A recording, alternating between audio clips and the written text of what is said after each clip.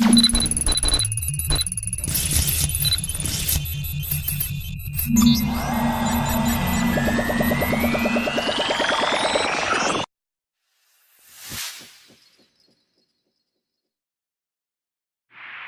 everybody and welcome to the MGTOW Academy YouTube channel. Thank you for stopping by. And for those of you who are subscribed that have been to my channel before, thank you and welcome back.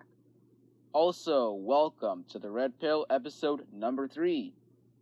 So, you guys can see that I'm about to cover this article and it's from theguardian.com and it's titled, Fear of Touching Women's Chests May Be Barrier to Giving CPR, Researchers Say. Now, this article was actually published on Sunday, the 12th of November 2017. So, this is, this article, I guess, was published in correlation to the recent sexual harassment allegations and whatnot's going around in Hollywood and all that stuff. But I have read about, men being reluctant to giving CPR to women before all this, sexual harassment stuff, started in Hollywood. But nonetheless, I think that it's actually the perfect time to cover this article. So let's go ahead and get right to it. So we can see that there is a caption above this image, and it says that a study finds that women are less likely than men to be treated by bystanders. It can be kind of daunting thinking about pushing hard on a woman's chest. Yeah, you don't say, especially with all this the stuff going around. There's this little statistic right here I was about to skip over, and it says only 39% of women suffering cardiac arrest in a public place were given CPR versus 45% of men. And men were 23% more likely to survive, according to the study. Feminists are going to go apeshit about that.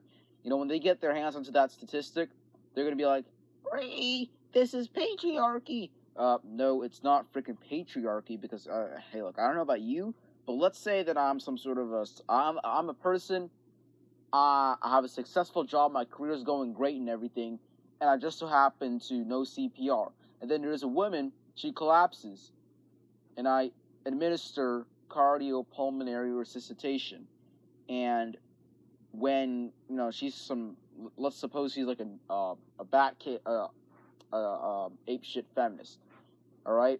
When I were supposedly have resuscitated her, she will probably accuse me of rape or something. And you may think that's a bit absurd, but that's our reality. Even though it is absurd, but that's our reality. And I'll get into that later on. And look, don't let the statistics say something. Okay, what I'm trying to say is that these are just numbers. You have to interpret why the numbers are the way they are. Okay? A lot of the times people are going to see those digits and be like, 39%, that's less than 45%. Now that is sexist, that is patriarchy, it is men's fault. It is guys' fault. It's their fault. No. You gotta think about why guys don't want to ruin their lives. It's about protecting yourself.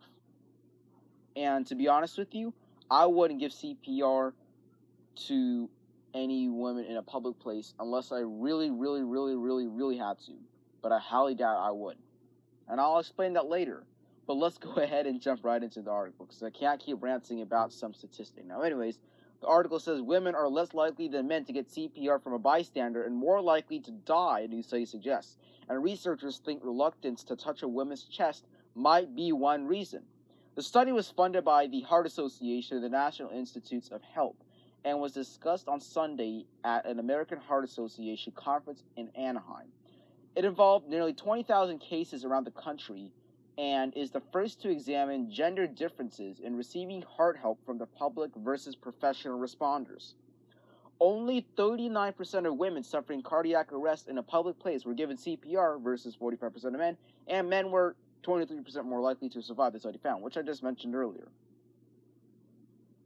It can be kind of daunting thinking about pushing hard and fast on the center of a woman's chest, said Andre Bluer, a University of Pennsylvania researcher who led the study.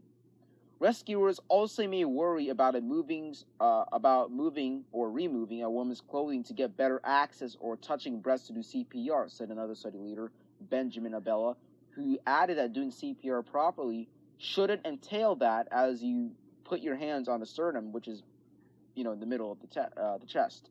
In theory, you're touching between the breasts. And I know that's true, but it's not about that.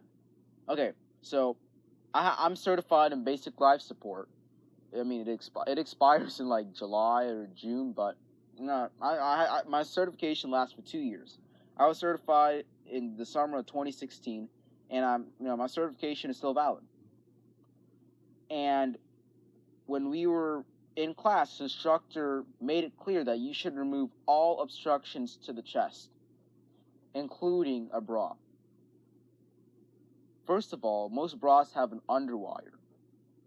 So if you apply the pads from the automatic external defibrillator, the AED, if you apply the pads, you're going to most likely burn the victim.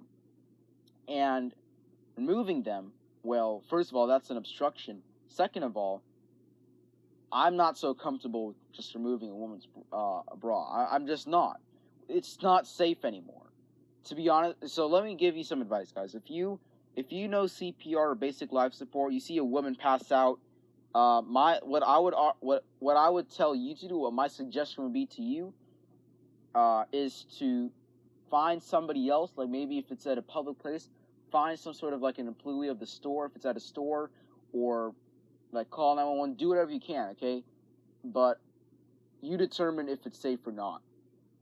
And if you're still not comfortable with doing CPR yourself on another woman, which I don't blame you for being uncomfortable about it, I suggest that you find another woman and instruct her and coach her on how to do it.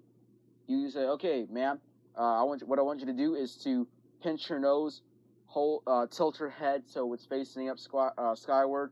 Then you can help her out. Look for any signs of life, eye movement, twitching, any breathing sounds, anything like you can look for that kind of stuff.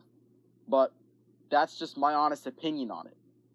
And even though I'm certified in it, even though I know how to do it properly, I probably still wouldn't do it because it's just too risky. That is how messed up our world is. I would actually hesitate in saving somebody else's life. That is how messed up our world is, just so you guys know. Now, anyways, let's continue reading. Cardiac arrest occurs when the heart suddenly stops pumping, usually because of a rhythm problem.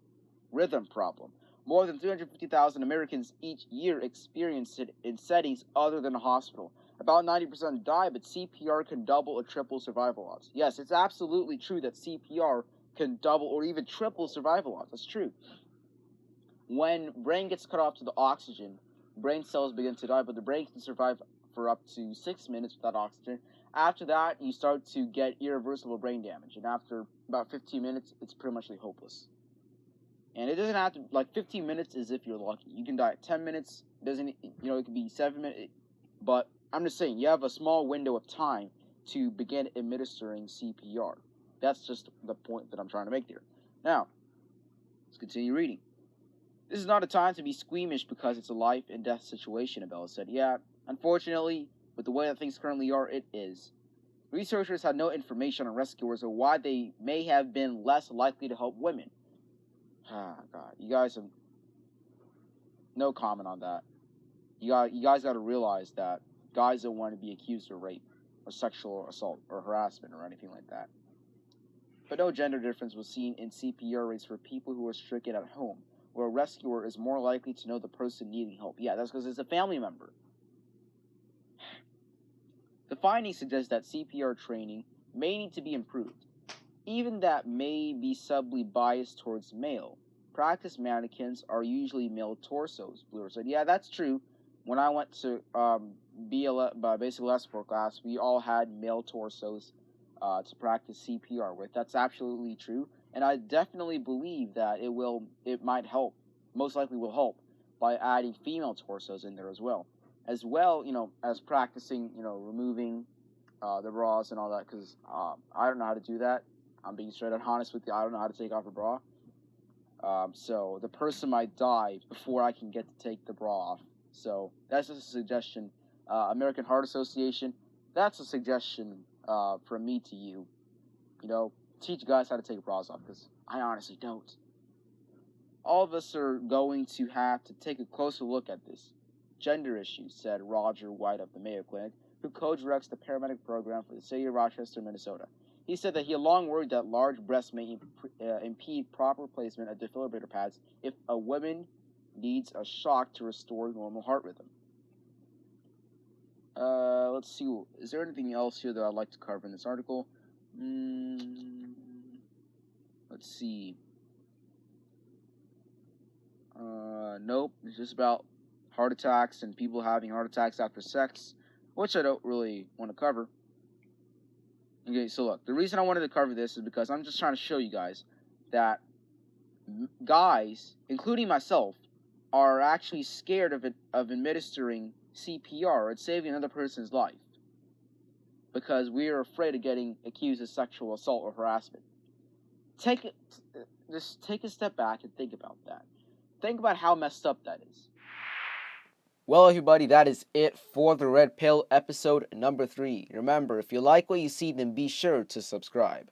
Also, remember that you can listen to MGTOW Academy podcast for free on YouTube, SoundCloud, iTunes, and on iHeartRadio. And don't forget to follow me on MGTOW.com and on Twitter at MGTOW Academy. Men, please leave your thoughts and feedback on this specific topic in the comments section below. Remember, men, that it's a dangerous world out there, so be sure to take your daily doses of red pills and to stay safe.